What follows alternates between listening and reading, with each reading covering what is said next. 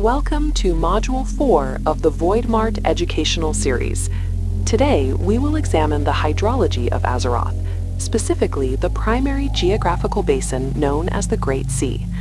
10,000 years ago, the singular landmass of ancient Kalimdor fractured in a tectonic event documented as the Great Sundering. As the continental plates violently separated, saline fluid rushed into the resulting void.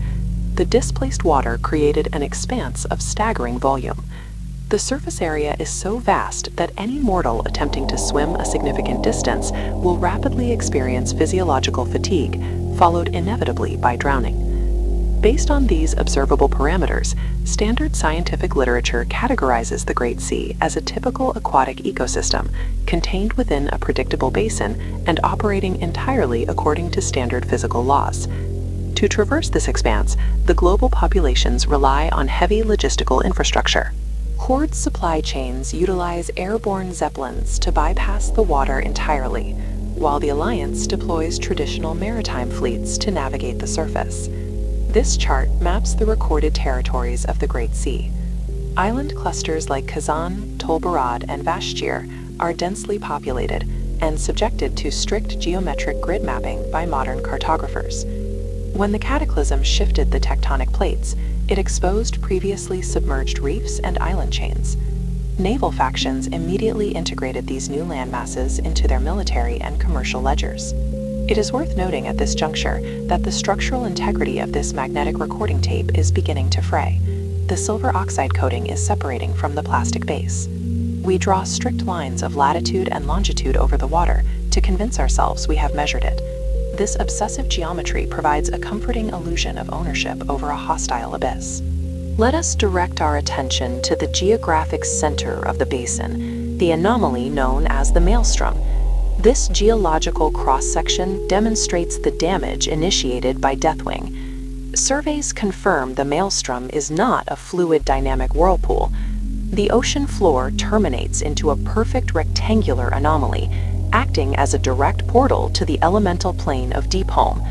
A body of water lacking a solid benthic layer defies basic hydrostatic pressure models. We must consider what happens to a planetary crust when its heaviest ocean is suspended over a bottomless trapdoor. The Great Sea is not a self-contained ecological zone. It is a wound, actively draining our physical reality into an entirely separate dimension. As we descend into the hungering chasms of the lower bathypelagic zone, the local biology adapts to the crushing atmospheric pressure. This footage displays the Fathom Dweller. They gather in dense, floating swarms, swaying together in total darkness like a massive organic carpet. They do not have eyes. They are entirely sightless. An absence of optic nerves. Sightless. Standard evolutionary theory concludes they lost their visual organs due to the lack of light. The alternate hypothesis is that they have no need for eyes because the water surrounding them is already doing the observing. 3 miles above, Alliance dreadnoughts maintain their patrols. The saline solution below is actively tasting the treated oak of their hulls. It is running its pressure receptors along their keels. The fauna of the deep do not need to hunt. The environment itself is a conscious apex organism, simply waiting for the surface tension to break and for its prey to sink. We will now leave the central basin and examine the eastern coast of the Eastern Kingdoms, bordered by the Forbidding Sea. Modern cartographers omit this region. It remains entirely uncharted, an active dead zone avoided by maritime traffic and ignored by standard academic texts.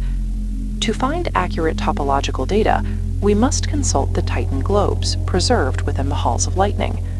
These constructs calculate planetary geometry without mortal bias or error. This Titan projection illustrates the true telemetry of the planet. The Forbidding Sea seamlessly integrates with the Veiled Sea on the far western coast of Kalimdor. This connection forms a single, unbroken expanse of water. a void that consumes the entire hidden hemisphere.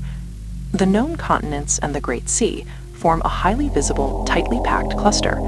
They operate as a terrarium, deliberately placed on one side of the sphere to keep the population occupied. There are no historical records regarding the backside of the world.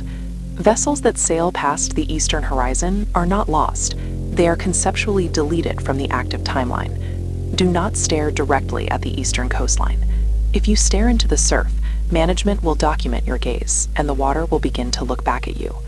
Survival on this planet requires strict, disciplined ignorance. The stability of your reality is only maintained by refusing to acknowledge the blank space that surrounds it.